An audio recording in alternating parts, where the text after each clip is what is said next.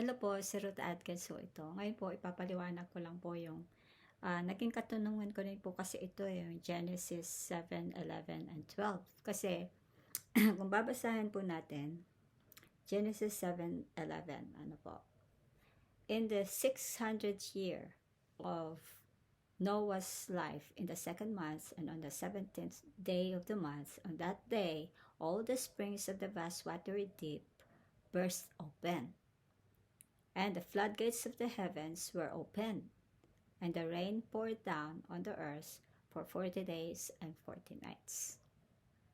Ngayon, yung paliwanag ko po doon sa nagkaroon ng tsunami nung panahon ng baha. Ikinapit ko itong all the springs of vast watery deep burst open sa tsunami. Para pag ang nauuna pa yung tsunami kaysa doon sa pagbuhos ng karagatan mula sa langit, no? Parang ganun ang nangyari o parang ganun ang interpretasyon o ang theory. Hindi. Kasi kung minsan po ang sistema ng pagsulat ng mga Hebreo iba po sa atin. Yung sistema po ng pagsulat ng Hebreo, pag nagbabasa po sila, tayo 'di ba nagbabasa tayo from left to right. Sila, nagbabasa sila from right to left. At kung minsan, sumusulat sila ng yung nauuna, nahuhuli. At yung nahuhuli, nauuna. Na po. Ganun ang sistema nila. Isang example po na sasabihin ko sa inyo, itong Genesis 11, 10, and 11. Basahin po natin, ano? Genesis 11, 10, and 11. Okay, kung nandyan na po kayo, sabi dito, this is the history of Shem. Shem was 100 years old when he became father to Arpachshad, 2 years after the flood. After becoming father to Arpachshad, Shem continued to live 500 years. And he became father to sons and daughters. So kung iintindihin po natin ito, no, dito sa 11, ang nakalagay dito, after becoming father to Arpachshad, Shem continued to live 500 years. Kung intindihin po natin katulad ng sistema ng pagsulat natin ng pagsalaysay natin sa ating, sa mga sentence natin, nabuhay pa si Shem ng 500 years after becoming father to Arpachshad. Tapos, and he became father to sons and daughters. Doon pa lang siya nagkaroon ng mga anak na lalaki at babae after 500 years. No, sa atin pong sistema ng pagsalaysay. Ganun ang maiintindihan natin dito. Pero, it doesn't make sense na yung nabuhay siya ng 500 years, ibig sabihin, mamamatay na siya on his 600 years kasi 100 years siyang nagkaroon ng anak eh. At nabuhay pa siya ng 500 years, so 600 years. Namatay na siya noon. Pero after noon, sinabi ng Biblia na nagkaroon pa siya ng anak na lalaki at babae. Ano? Ganun po pa ang dapat na intindihin.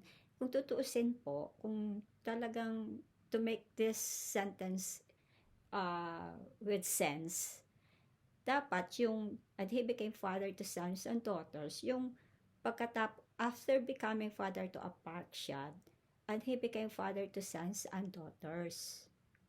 And he continued to live 500 years. So, nauuna po yung huli kaysa dun sa nauna. No? Nauna yung Shem continued to live 500 years. Kaysa dun sa, and he became father to sons and daughters. Nahuli po. Dapat nauuna yun. Na po. Minsan naman, nauuna na yung pong kanina sa Genesis 7:11, nauna po yung sinabing the floodgates of, nahuli po yung floodgates of heaven opened kaysa doon sa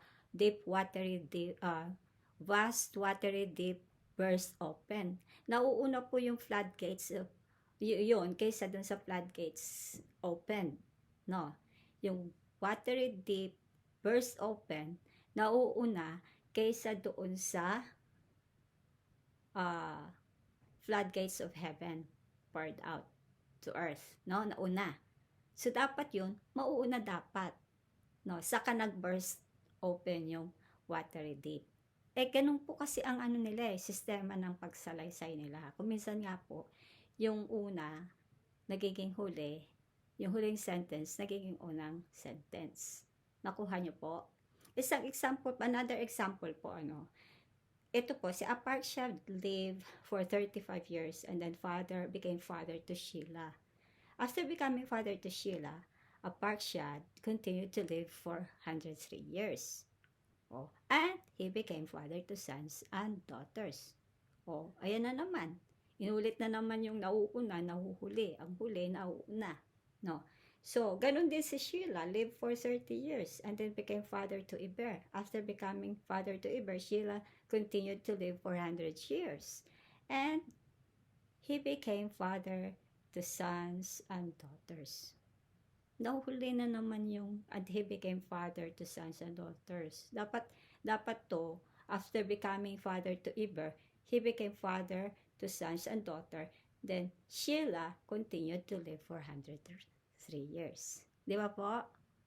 Ganun po talaga sila. Marami pa po kayong makikita dyan sa mga salaysay sa Hebreong kasulatan na parang malilito kayo kasi inililiteral natin yun o kinukompare natin yun sa uri ng sistema ng pagsalaysay natin ng history natin.